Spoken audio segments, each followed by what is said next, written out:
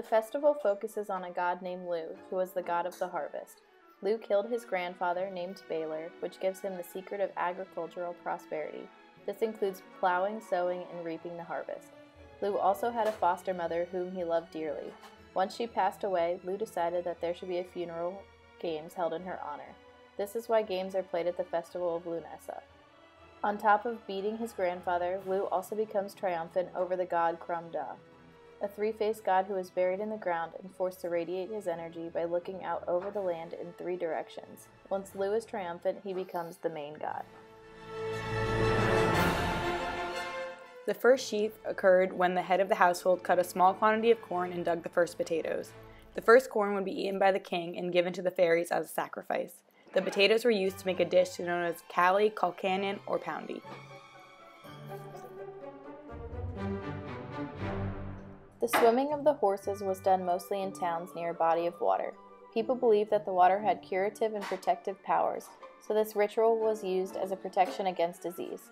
It was necessary for a horse to be completely wetted by the water. If the town was not near a body of water, the water wells could be used instead. Parts of the festival were held at the top of a hill in the town. The hills would take several hours to climb. The people did this so that they would feel closer to the gods.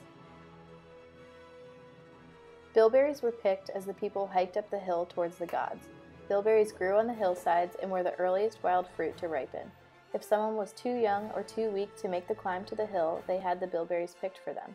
The leftover bilberries would be used to make wine or cakes. Once at the top of the hill, one person would act as Lu and stand on top of a stone that was meant to represent Krumda. This was only one of the many plays they would put on in an attempt to please Lu in order to have a good harvest. The people would also dance a multitude of dancing once at the top of the hill. They danced as a way to celebrate Lu and the hopes for a good harvest. Dance competitions were held, and the best male dancer won the prize of picking his bride. Courtship was an important theme of the festival. Women would stick their arms through a hole in the wall, and the men would choose which woman that they wanted based on the woman's hands. Once the man chose, the man and the woman would live together for at least a year and a day, and then decide at the next festival whether they wanted to stay together or end the relationship.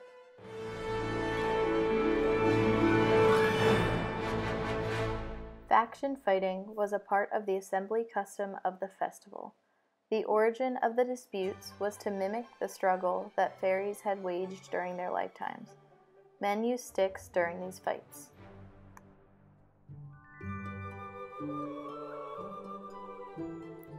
Lastly, at the bottom of the hill, the people would sacrifice a bull. After the sacrifice, people would feast on the flesh of the bull and then have a ceremony which involved its hide. Once this was done, the bull would be removed from the bottom of the hill and a new young bull was put in its place, which would be sacrificed at the next festival of Lughnasa. The festival occurred every year as a tribute to having a good harvest season. They believed that without the festival, their crops would be destroyed, leaving them to starve. This is why the festival of Lughnasa was such an important part of these people's lives.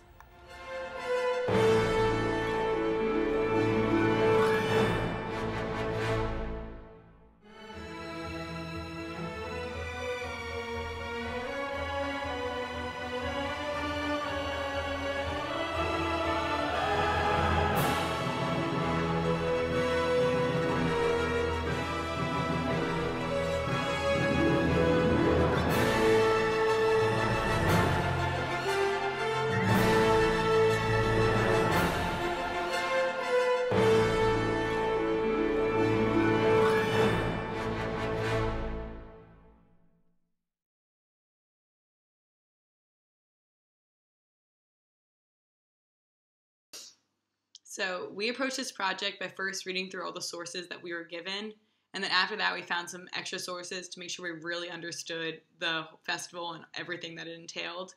After that, we decided to focus just on the rituals because there's a lot of history and a lot of other things inside the festival, and we wanted to really show like what the rituals were like, and just kind of our favorite ones. So that's how we approached this. I contributed by reading through the sources, filming most of the scenes acted in the film, edited the movie, and researched pictures for the movie also. I contributed by reading through all the sources as well. I acted in the film. I wrote the script that we read, and I helped find the references for all of our sources. Some challenges that we encountered, we had trouble deciding on location that matched parts of the customs of the festival, so we kind of looked around where we were and figured where we should film. We also, in one of our scenes, jumped into the river, and it was freezing cold, so that took a lot of willpower to get in the river. And then also we had trouble editing because it was one of our first films that we made. Most of the decisions we had to make were just kind of deciding what we wanted to focus on in the festival, because there was so much that we could do. We also had to choose which video clips we wanted to use, because we filmed a bunch of footage and then kind of broke it down from there. And we also just had to decide what kind of video we wanted to make, so if we wanted to use real film or pictures or a mix of both. And we thought that this exercise was a great way to engage in the rituals of the festival because we got to do what they did. And it was also an interesting project to do because it was a new medium instead of something so simple as a paper.